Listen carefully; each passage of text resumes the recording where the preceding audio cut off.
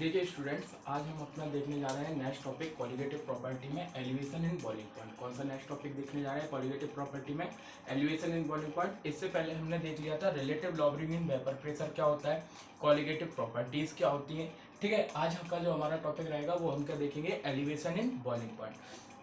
समझिए elevation in boiling point क्या होता है। एलिवेशन इन बॉइलिंग पॉइंट का मतलब होता है जब भी आप क्या है नॉन वोलेटाइल सॉल्यूट को, जब भी आप नॉन वोलेटाइल सॉल्यूट को सॉल्वेंट में क्या करते हैं, मिक्स करते हैं। आप क्या है, जब भी किसी नॉन वोलेटाइल सॉल्यूट को सॉल्वेंट में आप मिक्स करते हैं तो जो सॉल्यूशन बनता है उस सॉल्यूशन का बॉइलिंग पॉइंट क्या हो जाता है, इंक्रीज हो जाता है। एलिवेशन मतलब क्या होना, इंक्रीज हो जाना। क्या हो जाना, इंक्रीज।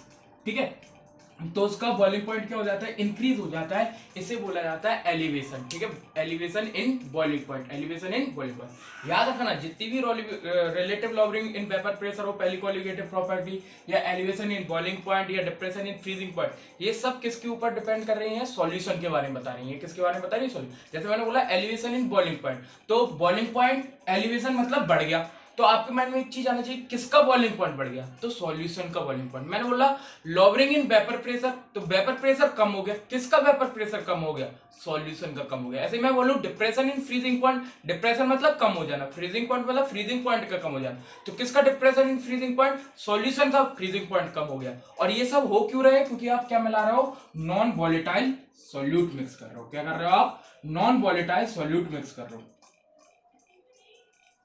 ये सब हो रहा है नॉन वोलेटाइल सॉल्यूट के कारण। आप नॉन वोलेटाइल सॉल्यूट मिक्स करते हैं जब भी आप सॉल्वेंट में, तो आप क्या देखते हैं कि जो सॉल्यूशन बनता है उस सॉल्यूशन का जो बॉइलिंग पॉइंट होता है वो क्या हो जाता है, बढ़ जाता है। वो सॉल्यूशन का बॉइलिंग पॉइंट क्या हो जाता है, बढ़ जाता है। इसे बोला जाता है एलिवेशन इन बॉइलिंग पॉइंट। क्या बोला जाता है, एलिवेशन इन बॉइलिंग पॉइंट। समझिए क्या होता है, जैसे मैंने बोला ये एक सॉल्यूट है, कैसा है, नॉन वोलेटाइल। मान लीजिए आपने NaCl कुछ ले लिया, ग्लूकोज वगैरह, NaCl वगैरह, ये सॉल्वेंट है, ये वॉलेटाइल है।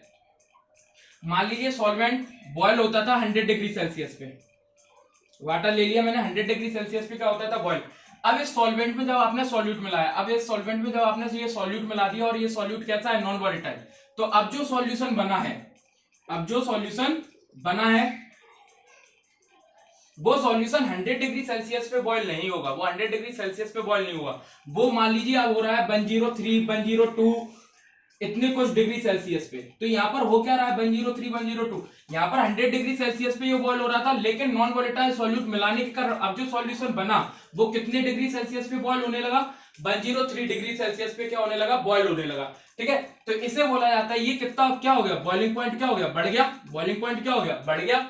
ठीक है, क्यों बढ़ गया, क्योंकि आपने नॉन वोलेटाइल सॉल्यूट को क्या किया था, ऐड किया था। आपने क्या किया था, नॉन वोलेटाइल सॉल्यूट को क्या किया था, ऐड किया था, इसलिए सॉल्यूशन का जो बॉइलिंग पॉइंट था वो क्या हो गया, इंक्रीज हो गया, एलिवेशन हो गया। इसे बोला जाता है एलिवेशन इन बॉइलिंग पॉइंट। दूसरी चीज, तो एलिवेशन इन बॉइलिंग पॉइंट मतलब क्या होता है, बॉइलिंग पॉइंट इंक्रीज होना, किसका, सॉल्यूशन का बॉइलिंग पॉइंट इंक्रीज होना। क्यों इंक्रीज होना, क्योंकि आपने सॉल्वेंट में क्या मिला दिया, नॉन वोलेटाइल सॉल्यूट। हम देखेंगे किस तरीके से इंक्रीज होता है। पहले हम एक चीज और समझ लेते हैं कि बॉइलिंग पॉइंट क्या होता है। ठीक है, आपने एलिवेशन इन बॉइलिंग पॉइंट देखा, आप देखते हैं बॉइलिंग पॉइंट क्या होता है। बॉइलिंग पॉइंट क्या होता है, बॉइलिंग पॉइंट वह टेम्परेचर होता है, बॉइलिंग पॉइंट वह टेम्परेचर होता है जिसपे, बॉइलिंग पॉइंट वह टेम्परेचर जिसपे किसी भी लिक्विड का वेपर प्रेशर किसके इक्वल हो जाता है, एटमॉस्फेरिक वेपर प्रेशर की इक्वल हो जाता है। बॉइलिंग पॉइंट क्या होता है, बॉइलिंग पॉइंट वह टेम्परेचर होता है, बॉइलिंग पॉइंट वह टेम्परेचर होता है। Boiling point is a temperature at which boiling point is a temperature at which the vapor pressure of any liquid becomes equal to the atmospheric vapor pressure. ठीक है, vapor pressure of any liquid becomes equal to the atmospheric pressure. किसकी equal बन जाता है, atmospheric pressure की equal हो जाता है। वेपर प्रेशर किसकी इक्वल हो जाता है, जिस टेम्परेचर पे किसी भी लिक्विड का vapour pressure atmospheric vapour pressure की इक्वल हो जाए, वह टेम्परेचर उसका क्या कहलाता है, बॉइलिंग पॉइंट कहलाता है। वह क्या कहलाता है, उसका बॉइलिंग पॉइंट कहलाता है। ठीक है, अब इतना आप समझ गए। अब आप देखते हैं बॉइलिंग पॉइंट समझ में आया क्या होता है। बॉइलिंग पॉइंट वह टेम्परेचर होता है, बॉइलिंग पॉइंट क्या होता है, एक टेम्परेचर होता है। बॉइलिंग पॉइंट क्या होता है, टेम्परेचर होता है, जिस पे जाके कोई भी चीजें क्या करने लगती है, बॉयल करने लगती है। लेकिन ये स्टैंडर्ड डेफिनेशन नहीं है। ठीक है, स्टैंडर्ड डेफिनेशन क्या होगी, बॉइलिंग पॉइंट वह टेम्परेचर है जिसपे किसी भी लिक्विड का बॉइलिंग पॉइंट किसकी इक्वल हो जाता है, एटमॉस्फेरिक बॉइलिंग पॉइंट की, एटमॉस्फेरिक प्रेशर की इक्वल हो जाता है। उसके ऊपर उस टेम्परेचर पे या उसके ऊपर क्या है, चीजें क्या होने लगती है, बॉयल होने लगती है। जैसे मैंने बोला वाटर का बॉइलिंग पॉइंट 100 डिग्री सेल्सियस है, वाटर का बॉइलिंग पॉइंट 100 डिग्री सेल्सियस है। इसका मतलब क्या है, वाटर का जो वेपर प्रेशर होगा इस 100 डिग्री सेल्सियस पे वाटर का जो वेपर प्रेशर होगा वो किसकी इक्वल होगा, एटमॉस्फेरिक प्रेशर की इक्वल होगा। वाटर का वेपर प्रेशर किसकी इक्वल होगा, एपी मतलब एटमॉस्फेरिक प्रेशर की इक्वल होगा। मतलब अब 100 डिग्री सेल्सियस पे जब इनका वेपर प्रेशर किसकी इक्वल हो गया होगा, एटमॉस्फेरिक प्रेशर की इक्वल हो गया होगा। अब वाटर बॉयल होना क्या हो जाएगा, स्टार्ट कर देगा। वाटर क्या कर देगा, बॉयल होना क्या कर देगा, स्टार्ट कर देगा। ठीक है, इसी को क्या बोला जाता है, बॉइलिंग पॉइंट बोला जाता है। इसमें जब आप सॉल्वेंट में सॉल्यूट मिलाते हो, जब आप सॉल्वेंट में सॉल्यूट मिलाते हो तो इस बॉइलिंग पॉइंट में क्या हो जाता है, इंक्रीज हो जाता है, सॉल्यूशन का बॉइलिंग पॉइंट इंक्रीज हो जाता है। इसी को बोला जाता है एलिवेशन इन बॉइलिंग पॉइंट। अब हम देखते हैं किस तरीके से इंक्रीज हो जाता है भैया, ये तो बेसिक था। चलिए देखते हैं, मैंने क्या बोला था अभी कि जब कोई सॉल्वेंट होता है और उसमें नॉन वोलेटाइल सॉल्यूट मिलाते हैं, सॉल्वेंट में आप नॉन वोलेटाइल सॉल्यूट मिलाते हैं तो जो सॉल्यूशन बनता है उसका जो बॉइलिंग पॉइंट होता है वो इंक्रीज हो जाता है। मान लीजिए कि अभी सॉल्वेंट था प्योर वाटर, वो 100 डिग्री सेल्सियस पे बॉयल हो रहा था। अब इस वाटर में मैंने क्या किया, चार पांच कुछ क्या मिला दिया, मैंने ग्लूकोज मिला दिया, कुछ क्या मिला दिया मैंने, ग्लूकोज। ठीक है, ग्लूकोज नॉन वोलेटाइल है, या मैंने NaCl मिला दिया। इसके कारण जो अब सॉल्यूशन बन गया है वाटर और किसका, आपका ग्लूकोज वगैरह का, वो सॉल्यूशन 100 डिग्री सेल्सियस पे गरम नहीं होगा, वो 100 डिग्री सेल्सियस पे बॉयल होना स्टार्ट नहीं होगा। उसका बॉइलिंग पॉइंट क्या हो जाएगा, इंक्रीज हो जाएगा। हमने देखा 104 105 डिग्री सेल्सियस पे क्या होने लगा, वो बॉयल होने लगा। मतलब यहां पर बॉइलिंग पॉइंट उसका क्या हो गया, इंक्रीज हो गया। बॉइलिंग पॉइंट क्या हो गया, इंक्रीज हो गया। इसी इंक्रीज को एलिवेशन इन बॉइलिंग पॉइंट कहा जाता है। इसी इंक्रीज को क्या बोला जाता है, एलिवेशन इन बॉइलिंग पॉइंट कहा जाता है। एक बार और समझिए कैसे इंक्रीज होता है। ये सॉल्वेंट लिया मैंने, रूम टेम्परेचर पे, मान लीजिए ये इसके पार्टिकल्स है, क्या बना रहे हैं, वेपर बना रहे हैं। मान लीजिए यहां पर 8 वेपर बन रही है, कितनी वेपर बन रही है, 8। ठीक है, अब मैंने क्या है, जो सॉल्यूशन मिलाया उस सॉल्यूशन में सॉल्यूट भी है सॉल्वेंट भी है। अब होता क्या था, ध्यान से समझिए वेपर प्रेशर कैसे बनता था आपका। यहां से ये वाटर के ये जो अपर सरफेस के मॉलिक्यूल्स होते थे वो किस में हो जाते बेटा, उनका इवापोरेशन होना स्टार्ट हो जाता था और वो किस स्टेट में कन्वर्ट हो जाते थे, वेपर स्टेट में कन्वर्ट हो जाते थे। अब यहां पर जो अपर लेयर के मॉलिक्यूल्स होंगे उनमें सॉल्यूट भी होगा और सॉल्वेंट भी होगा। तो इसके कंपैरिजन में अगर मैं इससे और इसका कंपेयर करूं तो इसकी अपर लेयर में ज्यादा मॉलिक्यूल्स थे सॉल्वेंट के, इसकी अपर लेयर में, सॉल्यूशन की अपर लेयर में क्या है, सॉल्वेंट के मॉलिक्यूल्स क्या है, कम। मतलब कि सरफेस एरिया सॉल्वेंट के मॉलिक्यूल्स को कम मिला। तो ये जो सॉल्वेंट के मॉलिक्यूल्स है ये वेपर भी क्या बनाएंगे, कम। वेपर भी क्या बनाएंगे, कम। क्यों, क्योंकि सॉल्यूट मॉलिक्यूल्स तो बना नहीं रहे, ओनली कौन से मॉलिक्यूल्स वेपर बना रहे हैं, सॉल्वेंट। तो यहां पर जब प्योर सॉल्वेंट लिया था तो ज्यादा सॉल्वेंट मॉलिक्यूल्स वेपर बना रहे थे और जल्दी वेपर बन रही थी, और जल्दी वो किसकी इक्वल हो रही थी, एटमॉस्फेरिक वेपर प्रेशर की इक्वल हो रही थी। तो वो जल्दी क्या हो रहे थे, बॉयल हो रहे थे।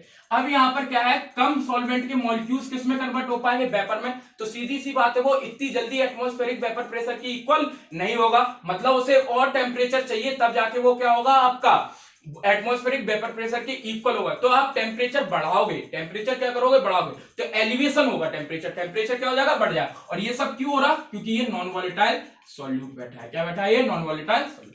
तो ये होता है एलिवेशन इन बॉइलिंग पॉइंट। मान लीजिए ये जो सॉल्वेंट था इसका एलिवेशन इन बॉइलिंग पॉइंट मान लीजिए आप मैं इसे देता हूं T0, ठीक है, और इसे देता हूं आपका TS। Elevation sorry boiling point इसका T0 और इसका बॉइलिंग पॉइंट क्या हो गया, TS। या मैं सिंपल लिख के बताता हूं, मान लीजिए ये 100 डिग्री सेल्सियस पे गर्म हो रहा था, बॉयल हो रहा था, बॉइलिंग पॉइंट 100 डिग्री सेल्सियस था। अब इसमें नॉन वोलेटाइल सॉल्यूट मिला दिया तो कितना हो गया, 105 डिग्री सेल्सियस। अब मैं आपसे बोलूं कि बताओ कितना बॉइलिंग पॉइंट इंक्रीज हुआ, तो आप कैसे निकालोगे, boiling point delta TV, change in boiling point या एलिवेशन इन बॉइलिंग पॉइंट को किससे डिनोट करते हैं, डेल्टा टीवी। वो कैसे निकालोगे आप, 105 माइनस 100 डिग्री सेल्सियस बोलो, करोगे कि नहीं, ठीक है। तो इसी तरीके से मतलब आप क्या कर रहे हो, सॉल्यूशन के बॉइलिंग पॉइंट में से सॉल्वेंट के बॉइलिंग पॉइंट को क्या कर रहे हो, घटा रहे हो, तब क्या निकल के आ रहा है, एलिवेशन इन बॉइलिंग पॉइंट। जब आप सॉल्यूशन के बॉइलिंग पॉइंट में से सॉल्वेंट के बॉइलिंग पॉइंट को आप डिक्रीज क्या करोगे, घटाओगे तब आपका क्या निकल के आएगा, एलिवेशन इन बॉइलिंग पॉइंट निकल के आएगा। क्या निकल के आएगा, एलिवेशन इन बॉइलिंग पॉइंट। ठीक है, डेल्टा टीवी निकल के आएगा। तो डेल्टा टीवी का जनरल फॉर्मूला क्या बन जाएगा, डेल्टा टीवी का फॉर्मूला बन जाएगा आपका, ये फॉर्मूला मैंने कैसे बनाया समझ में आया, बॉइलिंग पॉइंट ऑफ सॉल्यूशन। मैंने बॉइलिंग पॉइंट ऑफ सॉल्यूशन आगे क्यों रखा, क्यों, क्योंकि बॉइलिंग पॉइंट ज्यादा है सॉल्यूशन का, उसमें से किसे सब्ट्रैक्ट करूंगा, boiling point of solvent, boiling point of solvent. तो जो डेल्टा टीवी है, बॉइलिंग पॉइंट ऑफ सॉल्यूशन किससे डिनोट कर रहे थे, TS, boiling point of solvent T nought. तो डेल्टा टीवी इक्वल टू क्या आ गया, टीएस माइनस टी नॉट, ये फॉर्मूला आ गया। ठीक है, लिख लीजिए, इतना नोट कर लीजिए आप। इसके बाद हमने क्या देखा, हमने देखा डेल्टा टीवी किसके इक्वल हो गया आपका, टीएस माइनस। बाद में काफी एक्सपेरिमेंट्स हुए और उन एक्सपेरिमेंट के बेसिस पे हमें पता पड़ा कि जो एलिवेशन इन बॉइलिंग पॉइंट होता है, जो elevation in boiling point, elevation in boiling point मतलब delta TB, elevation in boiling point को किससे डिनोट कर रहा है, delta TB. Delta TB, B मतलब बॉइलिंग पॉइंट, टी टेम्परेचर होता है, चेंज हो रहा है, इसलिए डेल्टा टीवी। ठीक है, तो डेल्टा टीवी से डिनोट करते हैं elevation in boiling point. Experiment के थ्रू, बहुत से एक्सपेरिमेंट्स के थ्रू हमें पता पड़ा कि जो एलिवेशन इन बॉइलिंग पॉइंट होता है वो डायरेक्टली प्रोपोर्शनल होता है किसके, मोलिलिटी के। किसके डायरेक्टली प्रोपोर्शनल होता है, मोलिलिटी के। किसके डायरेक्टली प्रोपोर्शनल होता है, मोलिलिटी के। तो ठीक है, तो मैंने यहां से डेल्टा टीवी डायरेक्टली प्रोपोर्शनल क्या लिख दिया, मोलिलिटी। जब भी डायरेक्टली प्रोपोर्शनल का साइन हटता है तो हम जानते हैं कोई ना कोई कांस्टेंट आता है, तो यहां पर जो कांस्टेंट आएगा वो होगा केवी। ठीक है, और मोलिलिटी, मोलिलिटी का फॉर्मूला अपन जानते हैं, WB upon MB into WA। अगर ये क्या है आपका ग्राम में है तो ऊपर किसका इंटू कर देना, 1000 का इंटू कर देना, ये मोलिलिटी का फॉर्मूला होता है। तो ये डेल्टा टीवी का फॉर्मूला निकल के आएगा। डेल्टा टीवी का फॉर्मूला क्या निकल के आया, डेल्टा टीवी इक्वल टू केवी, ठीक है, WB upon MB into 1000 divided by WA। यहां पर केवी क्या है, केवी के दो चार नाम है, molal, molal, molal boiling point, molal boiling constant, molal elevation, elevation boiling constant, boiling constant, constant, या एलिवेशन कांस्टेंट भी बोला जाता है, या फिर इसे इब्लियोस्कोपिक कांस्टेंट भी बोला जाता है। क्या बोला जाता है, इब्लियोस्कोपिक कांस्टेंट। ठीक है, क्योंकि एलिवेशन इन बॉइलिंग पॉइंट को इब्लियोस्कोपी कहा जाता है। ठीक है, तो इसे बोला जाता है इब्लियोस्कोपिक कांस्टेंट। ठीक है, हर एक सॉल्वेंट के लिए, हर एक सॉल्वेंट के लिए क्या होता है, केवी की वैल्यू डिफरेंट डिफरेंट होती है। ठीक है, वो आपको क्वेश्चंस में गिवन होती है उसके बेसिस पे। ठीक है, तो ये केवी क्या हो गया, मोलर एलिवेशन। कोई आपसे अगर केवी की डेफिनेशन पूछे कि भैया केवी क्या होता है, मोलर एलिवेशन कांस्टेंट क्या है, उसकी डेफिनेशन बताइए, तो मोलर एलिवेशन कांस्टेंट की आप डेफिनेशन कैसे बताओगे। मोलर एलिवेशन कांस्टेंट की डेफिनेशन अपन ऐसे बना सकते हैं, अगर ये क्या होता है, WB upon MB, moles of solute. मान लीजिए मैंने मोल्स ऑफ सॉल्यूट कितने ले लिए, 1 मोल, और mass of solvent, mass of solvent कितना ले लिया, 1 kg। किसी भी मोलिलिटी की डेफिनेशन में अगर मैं 1 मोल ऑफ सॉल्वेंट ले लूं और मास ऑफ सॉल्वेंट कितना ले लूं, 1 kg, तो जो अगर मैं यहां पर 1 रखूंगा, यहां पे 1 रखूंगा, 1 kg, तो ये अपने आप कैंसिल हो जाएगा। तो डेल्टा टीवी किसकी इक्वल आ जाएगा, केवी की इक्वल हो जाएगा। किसकी इक्वल हो जाएगा, डेल्टा टीवी केवी की इक्वल। इसलिए केवी की कई बार डेफिनेशन ये भी होती है कि जो आपका मोलर एलिवेशन कांस्टेंट होता है वो एलिवेशन इन बॉइलिंग पॉइंट, उस एलिवेशन इन बॉइलिंग पॉइंट की इक्वल होता है जिसमें सॉल्यूट कितना मिलाया गया हो, 1 मोल, और सॉल्वेंट कितना हो, 1 kg। ठीक है, अगर किसी सॉल्यूशन में 1 मोल सॉल्वेंट और 1 kg, सॉरी 1 मोल सॉल्यूट और 1 kg सॉल्वेंट को मिला के सॉल्यूशन बना है, तो उसका एलिवेशन इन बॉइलिंग पॉइंट जो होता है वो किसकी इक्वल होता है, मोलर बॉइलिंग कांस्टेंट की इक्वल होता है, या इब्लियोस्कोपिक कांस्टेंट की इक्वल होता है, या मोलर एलिवेशन कांस्टेंट की इक्वल होता है। किसकी इक्वल होता है, मोलर एलिवेशन कांस्टेंट की इक्वल होता है, डेल्टा टीवी। ठीक है, तो ये आपका डेल्टा टीवी की डेफिनेशन होती है, ये भी आपसे पूछी जा सकती है, तो आप याद रखिएगा। ठीक है, ये फॉर्मूले के ऊपर न्यूमेरिकल आएंगे, ये फॉर्मूला आप नोट कर लीजिए। इसका ग्राफ के थ्रू समझते हैं। अगर मैं वेपर प्रेशर और टेम्परेचर के बीच में ग्राफ प्लॉट करता हूं, ये जो पॉइंट है ये 1 atm है, मतलब ये एटमॉस्फेरिक प्रेशर है, इस पर आके क्या है, कोई भी चीज बॉयल होना स्टार्ट हो गई। ठीक है, मान लीजिए इस साइड अपन टेम्परेचर जाते गए तो एक टेम्परेचर आया जिसपे जाके क्या है आपका सॉल्वेंट ने बॉयल होना स्टार्ट कर दिया, ये T0 मान लीजिए 100 डिग्री सेल्सियस था मान लीजिए। तो इस पे आके इसका जो आपका वेपर प्रेशर होगा T0 पे आके सॉल्वेंट का जो वेपर प्रेशर होगा वो किसकी इक्वल हो जाएगा, एटमॉस्फेरिक वेपर प्रेशर की इक्वल हो जाएगा। ठीक है, अब सॉल्यूशन का बॉइलिंग पॉइंट क्या होता है, ज्यादा होता है, मतलब वो ज्यादा टेम्परेचर लेता है तब जाके बॉयल होता है। तो इसी के आगे मान लीजिए 104 डिग्री सेल्सियस कहीं होगा, मान लीजिए इस पे जाके सॉल्यूशन बॉयल हो रहा, तो ये TS आया इस पॉइंट पे 104 है ये, यहां पर आके क्या है सॉल्यूशन क्या होना स्टार्ट हो गया, बॉयल। ठीक है, मतलब यहां पर आके इसका जो वेपर प्रेशर है वो किसकी इक्वल हो गया, सॉल्यूशन का vapour pressure atmospheric vapour pressure की इक्वल हो गया। तो इन दोनों के टेम्परेचर का बीच का जो ये डिफरेंस होगा, ये डिफरेंस दोनों के बीच का, ये क्या कहलाएगा आपका डेल्टा टीवी कहलाएगा, एलिवेशन इन बॉइलिंग पॉइंट कहलाएगा। ये वाला किसको ग्राफ दिखा रहा है, सॉल्वेंट को, ये किसको दिखा रहा है, सॉल्यूशन को, ये आप याद रखिए। तो अब क्या होता है, ये हमें पता तो नहीं है कि कौन सा सॉल्वेंट कितने डिग्री सेल्सियस पे बॉयल हो रहा, तो उसके लिए T0 TS से डिनोट कर दिया मैंने आपको एक नंबर से बताया था। तो ये ग्राफ भी थोड़ा सा आप देख लीजिएगा। ठीक है, इसके बाद अपन देखते हैं केवी के कुछ फॉर्मूले इंपोर्टेंट।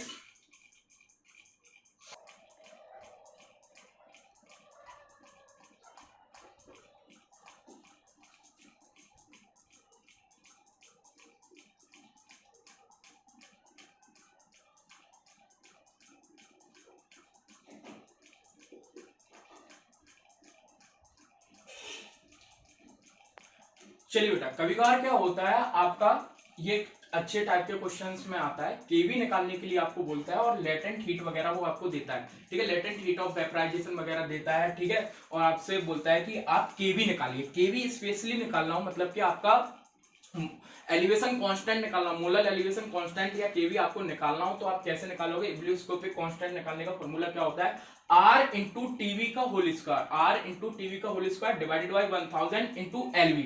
यहाँ पर टीवी क्या है, boiling point of solvent, boiling point of solvent. LV क्या होता है, latent heat of vaporisation, latent heat of vaporisation divided by R क्या होता है, गैस कांस्टेंट होता है, R क्या होता है, गैस कांस्टेंट होता है, जिसकी वैल्यू आपको पता होना चाहिए। ठीक है, ये तीन चीजें आपको क्वेश्चन में क्या है गिवन होगी, लेटेंट हीट, ठीक है, और टीवी। आपसे केवी निकालने के लिए बोलेगा तो आप इस फॉर्मूले के थ्रू निकाल सकते हो। ठीक है, अगर यहाँ पर लेटेंट हीट नहीं दिया है, डेल्टा H दिया है, तो डेल्टा H के लिए क्या होता है आपका, ये फॉर्मूला बन जाएगा, देखो क्या बन जाएगा, R into MA into TV 1000 into delta H।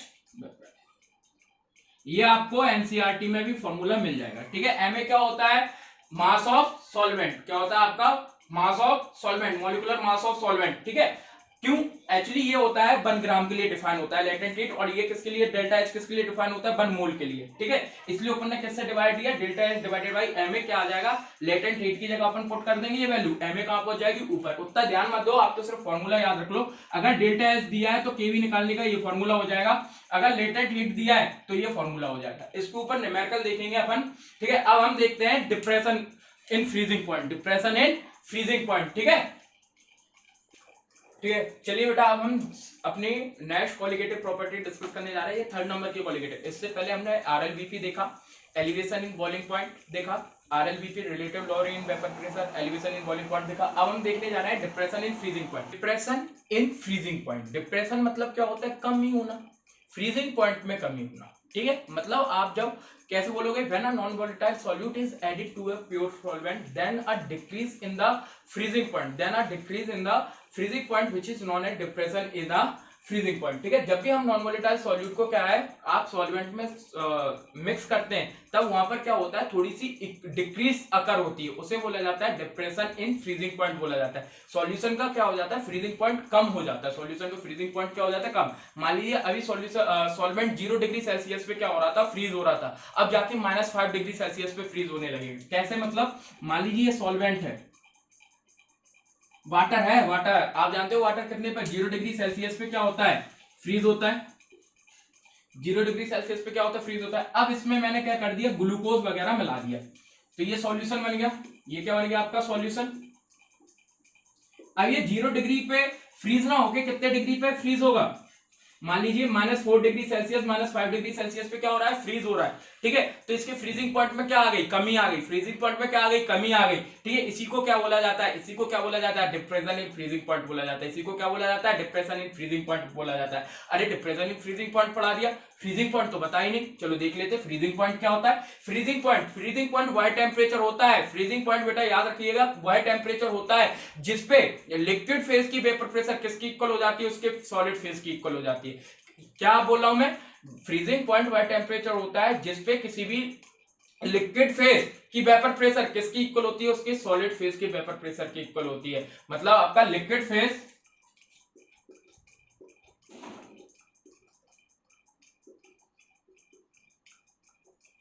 किसकी इक्वल होती है, सॉलिड फेज के।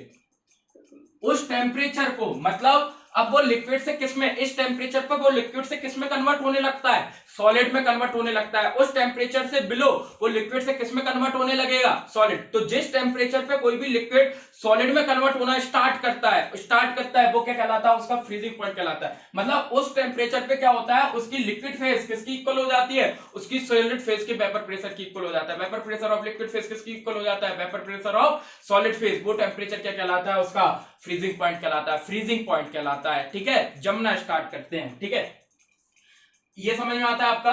तो डिप्रेशन इन फ्रीजिंग पॉइंट क्या होता है, जब भी आप नॉन वोलेटाइल सॉल्यूट को क्या है, प्योर सॉल्वेंट में ऐड करते हो, तो there is a slightly decrease in a freezing point, ठीक है।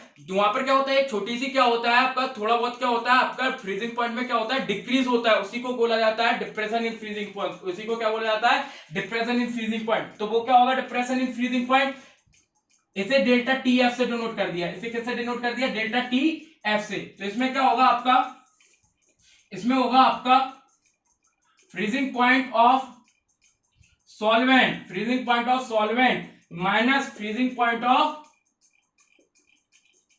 Solution, freezing point of solvent minus freezing point of solution. इसका फॉर्मूला क्या होगा, फ्रीजिंग पॉइंट ऑफ सॉल्वेंट, क्योंकि फ्रीजिंग पॉइंट का सॉल्वेंट का, ठीक है, इसका क्या हो गया, फ्रीजिंग पॉइंट कम हो गया सॉल्यूशन का। अब और कम टेम्परेचर पे जाके क्या होगा, ये फ्रीज होगा, ठीक है। तो यहाँ पर सॉल्वेंट जल्दी फ्रीज हो रहा है और सॉल्यूशन क्या है, लेट फ्रीज हो रहा है। तो सॉल्वेंट को अपन ने आगे रखा और इसे कहा रखा पीछे, ठीक है। तो डेल्टा टी एफ क्या होगा, freezing point of solvent minus freezing point of solution, ठीक है। इसको और अच्छे रंग से ऐसे लिख देते हैं, delta T F equal to क्या होगा, T nought F minus T F, ठीक है। टी नॉट एफ किस चीज को बता रहा है, मान लीजिए फ्रीजिंग पॉइंट ऑफ सॉल्वेंट को किससे डिनोट किया, टी नॉट एफ से डिनोट कर दिया, किससे डिनोट कर दिया, टी नॉट एफ से। और टी एफ किसको डिनोट कर रहा है, फ्रीजिंग पॉइंट ऑफ सॉल्यूशन। तो डेल्टा टी एफ क्या हो जाएगा, T nought F minus T F, ठीक है। ये याद रखना आप, डिप्रेशन इन फ्रीजिंग पॉइंट। बाद में काफी एक्सपेरिमेंट किए गए, एक्सपेरिमेंट के थ्रू हमें पता पड़ा, क्या पता पड़ा, डिप्रेशन इन फ्रीजिंग पॉइंट जो होता है, डिप्रेशन इन फ्रीजिंग पॉइंट जो होता है वो किसके डायरेक्टली प्रोपोर्शनल होता है, वो मोलिलिटी के डायरेक्टली प्रोपोर्शनल होता है। वो किसके डायरेक्टली प्रोपोर्शनल होता है, मोलिलिटी के डायरेक्टली प्रोपोर्शनल होता है। तो delta T F directly proportional किसके हो गया, molality, delta T F directly proportional किसके हो गया, मोलिलिटी के हो गया। इसे मैं बता रहा हूं, delta T F directly proportional किसके हो गया, मोलिलिटी। हम जानते हैं मैथ्स में डायरेक्टली प्रोपोर्शनल का साइन हटता है तो क्या लगता है, कांस्टेंट। यहां पर एक कांस्टेंट लगा केएफ, क्या कांस्टेंट लगा, केएफ। केएफ को क्या बोला जाता है, क्रायोस्कोपिक कांस्टेंट बोला जाता है। क्या बोला जाता है, क्रायोस्कोपिक कांस्टेंट बोला जाता है, ठीक है। केएफ इनटू मोलिलिटी, मोलिलिटी का फॉर्मूला तो हम जानते ही हैं, कोई दिक्कत नहीं है। K F into W B upon M B into W A into, अगर ये ग्राम में है तो 1000 का इंटू, ग्राम में नहीं है तो 1000 का इंटू नहीं करेंगे, ठीक है। ये फॉर्मूला बन गया डेल्टा टी एफ का। यहाँ पर के एफ क्या होता है, क्रायोस्कोपिक कांस्टेंट या molar depression constant, molar depression constant, ठीक है। वो मोलर एलिवेशन कांस्टेंट था या मोलर डिप्रेशन कांस्टेंट है, या क्रायोस्कोपिक कांस्टेंट भी कहा जाता है इसे, ठीक है। केएफ उसी तरीके से डिफाइन कर लोगे केएफ को जिस तरीके से केवी को आपने डिफाइन किया था, ठीक है। क्या हो जाएगा, अगर मैं इसको 1 मोल ले लूं और इसे क्या ले लूं 1000 ग्राम या 1 केजी, तो ये कैंसिल आउट हो जाएगा, ये 1 हो जाएगा। तो डेल्टा टीएफ किसकी इक्वल हो जाएगा, केएफ की इक्वल हो जाएगा। किसकी इक्वल हो जाएगा, केएफ की इक्वल हो जाएगा। तो यहां से केएफ की क्या निकल आएगी, डेफिनेशन, ठीक है। इसी तरीके से जिस तरीके से अपने प्रीवियस में देखे थे आपके फॉर्मूले, ठीक है, उसी तरीके से इसके लिए भी क्या देखेंगे हम, फॉर्मूले देखेंगे उसी तरीके से इसके लिए भी क्या देखेंगे, फॉर्मूले के एफ को किस तरीके से, ठीक है। अब यहां पर क्या होगा, इतना आप नोट कर लीजिए पहले तो बेटा, जिस तरीके से प्रीवियस में अपन को केवी निकालने का फॉर्मूला था उसी तरीके से केएफ निकालने का फॉर्मूला होता है, वो होता है सेम है, कुछ नहीं है डिफरेंस। यहाँ टीएफ हो गया, यहाँ एलएफ हो गया, वहां एलवी था, ठीक है। तो वहां लेटेंट हीट ऑफ वेपराइजेशन था, यहाँ लेटेंट हीट ऑफ फ्यूजन है, ठीक है। टीएफ क्या होता है, टीएफ होता है फ्रीजिंग पॉइंट ऑफ सॉल्वेंट, यार फ्रीजिंग पॉइंट ऑफ सॉल्वेंट याद रखना। केएफ और केवी किस चीज पे डिपेंड करते हैं, सॉल्वेंट पे, सॉल्यूट पे डिपेंड नहीं करते, पूछा जा सकता है, ठीक है। इसलिए यहाँ पर बॉइलिंग फ्रीजिंग पॉइंट एफपी मतलब फ्रीजिंग पॉइंट ऑफ सॉल्वेंट है ये। आर वही गैस कांस्टेंट पता ही होगा 8.312 है ना, 301, ये आपका आर गैस कांस्टेंट। इसके बाद LF latent heat of fusion,